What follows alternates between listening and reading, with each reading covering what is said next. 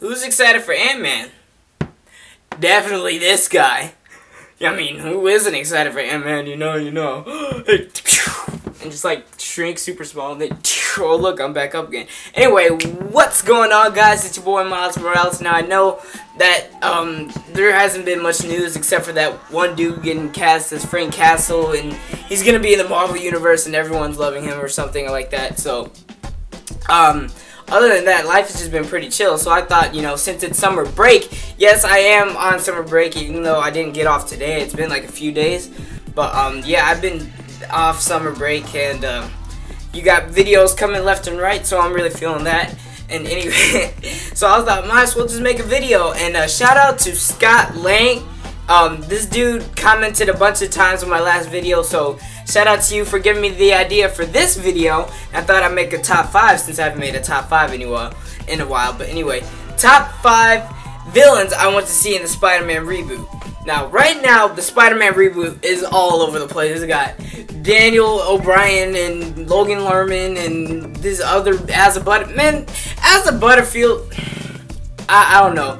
I did this last I almost called my video an episode. Almost did this last video where I just got mad, but I'm not gonna do that again. But anyway, but right now, what I want to see is the villains. Now, the villains, Spider-Man has one of the greatest villain gallery of all time, next to Batman. So yeah, it's definitely, and recently cinema has been milking the same villains over and over again. And I'll tell you what we've had. We've had Dr. Octopus, we've had Green Goblin twice, we've had Venom, we've had Electro, we've had Rhino, and that's basically all the big ones. But so yeah, and we've had Green Goblin twice, so that's why Green Goblin isn't on my list, because shoot, we're done with people on gliders trying to kill your girlfriend. Anyway, let's move on to the list that I have on my handy dandy iPod. Alright, moving on. Now, I have a really kind of dark list of villains, so if they're wanting to go with like a dark side to the Spider-Man reboot, then here you go. Coming in at number 5, we have Kingpin. Now, Kingpin is definitely the most realistic person on this list, and what I wanted for the Amazing Spider-Man 3 is to have a realistic villain, because if the comic book companies are trying to make their movies more realistic, you can't have a giant lizard or a big Electro Man or a man in a rhino suit and some dude with retroviral hyperplasia up in here. Okay, you can't be doing all that. So what I want something that could really happen in our time, and what could possibly be happening now with a Kingpin. Now, Kingpin doesn't make for any really good big action scenes. It's more for like an emotional tied villain, you know. And he was seen in Daredevil, and by the way, I'm watching that show and I'm loving every single second of it, and he's really good in that. So I would want that actor to play Kingpin, but you know, that's what I want for him. It could be a movie about Spider-Man cleaning up the streets and Spider-Man really just going at it, and at the final boss would be like a hand-to-hand fight with Kingpin, not like a big power plant electromagnetic thing that he had with Electro, because that was a big action scene. With Kingpin, you don't really have much. Alright, coming in at number 4, we have Shocker. Now, Shocker, he really is. He's made a lot of appearances in cartoons, being like, you know, the Spider-Man series, the 1991. We have Spectacular Spider-Man series, and so many other different video games too. He's in a lot of video games, but yeah, he's all over the place, but he hasn't made it to movies yet. Now, what I have him on, I have him as a B-level villain, basically saying that he can't be the main villain of the story. You know, he could be like I just said, Kingpin. He could be hired by the Kingpin, and Spider-Man take out Shocker. You know, that could cause for some big action scenes. And what I want is, I just want to see his personality. He does in the comics have a good personality, and sometimes he's been tied to Uncle Ben's killer. So it'd be super cool if in like the first movie we had Shocker as a villain, and he'd be tied to Peter trying to find his Uncle Ben's killer, because you know they're always trying to do that storyline. Alright, and he's cool too. You see his gloves and then again with the realism, you gotta make it real. You can't have a superpower Shocker where he just was hit by some toxic waste and now he can shoot stuff. Nah, don't do all that. Alright, coming in at number 3. Now this is the top 3. This is the people that I would most likely want, or most want. Coming in at number 3, we have Kraven the Hunter. Now Kraven the Hunter, He's been a fan favorite for everyone. Everyone's been waiting for him to get in cinemas. So Marvel, if you're listening, do it now. Kraven is really, really a good villain for Spider-Man.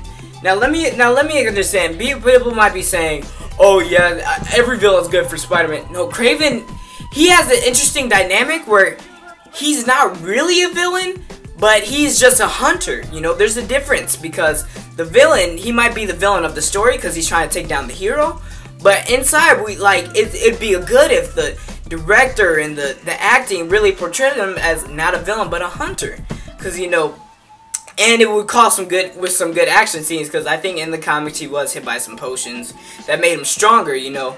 So I think if Spider-Man were to go along against somebody who can do all that, it would cause for some, you know, good, you know, dodging, web, you know, guns, and he's really a skilled martial artist, so that would cause for some good action scenes. And he's been in like a bunch of video games. He was in the Amazing Spider-Man 2 video game, and he was in he's been in a bunch of cartoons too, like the 90s one. That's where I remember him most from. And if I would want anything be most, I wanted a mixture of the Amazing Spider-Man 2 game, even though that game wasn't all that good, and then the 90s one. You put those together and you get the greatest Kraven ever. Not the Kraven from the Spectacular Spider-Man series, because I think that one was like an animal. Don't do that. But if you're doing Kraven, let's have the lion trench coat. Like, that would be so dope if, like, at a cosplay, like, of that year, you would see somebody with, like, a big, like, lion coat. Have him the lion coat, alright? You can have a lion coat. That's dope. Anyway, coming in at number 2. Oh, I remember my number 2 and my number 1, so no need for that anymore. Coming in at number 2. Now, number 2, this is a close number 1. Not that I'm saying number 1 isn't good. Number 1 is what I actually want to see, or is like a more a must, but let me just get on with it. Coming in at number 2 is Mysterio. Master of illusions and art and stuff. Now, this would be amazing for the Marvel Cinematic Universe, especially since they're trying to do their whole Mystic thing with Doctor Strange coming out and Miss Marvel coming out. It would be a good villain to have Mysterio. And just think about the special effects and the overall spectacle the movie would be. Because Mysterio, he is the master of illusion and arts. So if you get, his name is Quentin Beck, if you get Quentin Beck in there, it would just make for an amazing, good looking movie. And you can't have the video game stuff that the Amazing Spider-Man 2 had. You'd have to have some mystical arts, and that would cause for some good action scenes. And what I'd actually want for this Mysterio is to actually grow as the movie like combines on, because his greatest encounters were in Spectacular Spider-Man series. Spectacular Spider-Man was awesome, and Spider-Man Shattered Dimensions. Now, he was a part of the Sinister Six, so maybe they can do a Sinister Six movie with this Spider-Man. Anyway, what I'd want him to grow is, you know, I want him to do his little, because he loves his snakes, you know, he can do his little snake thing, and then grow more. And I don't want these villains to have superpowers per se, but this is the only exception I have. Let him have superpowers, okay? You can have him like grow and like get some mystical art, and then just like just be the master of illusion, and then the final battle just be epic and Spider-Man's giving it his all. That would be so dope, yo. That's really a must. And I know Seven Webheads agrees with me. You already know him. Yeah, we all just really want Mysterio to get in here. He's this old fishbowl thing. He causes for some good jokes too. So let's get some comedy in these movies, please. Anyway, alright, coming in at my number 1. If you haven't guessed it already, yes, I know we have seen him before, but I don't like to think of it as it counts. Coming in at number 1 is Venom. Venom, the vile vengeance of the night.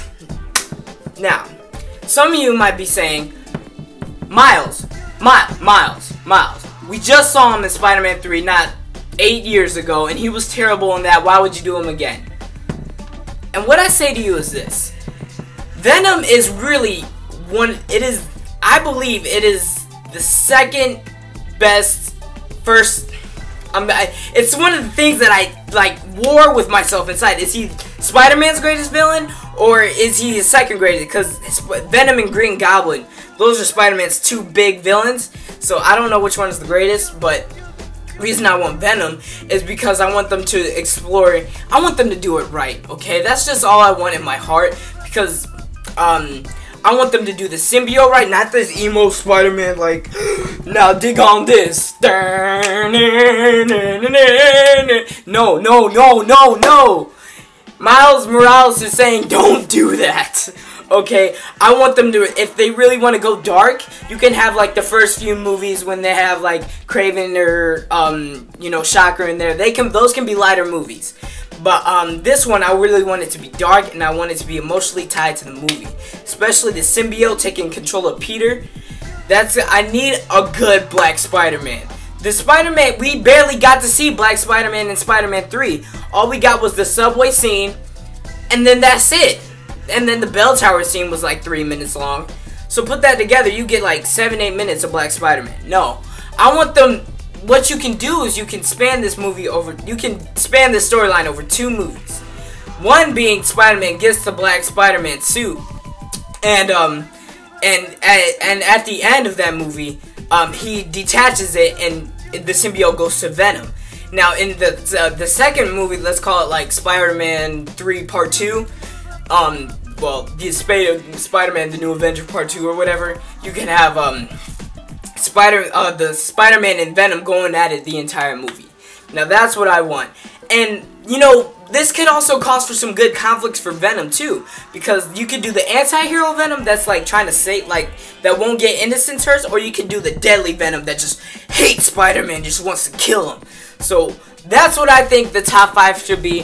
What do you guys think? What's your top 5? Anyway, just let me know in the comments. We can have a great conversation. And I usually have announcements about my channel or whatever around this time. Anyway, what top 5s do you want me to want? Leave them in the comments. Like, comment, subscribe. I love you guys so much. And out for now. More videos coming out soon. It's summer break. I got all this time on my hand. I might as well be. See y'all later.